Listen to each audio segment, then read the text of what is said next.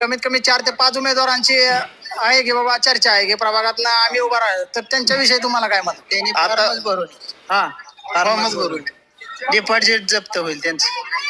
एवढा इफेक्टिव्ह जानकर साहेब निवडून येतील असं. वातावरण सगळं हे झालेलं आहे जानकर साहेबांसाठी, कारण आतापर्यंत खूप मोठा संघर्ष त्या माणसाने केलेला आहे, बरं. परंतु त्या संघर्षाला यश कधी आलं नाही. त्यामुळे आता 90% जी समाज आहे हा.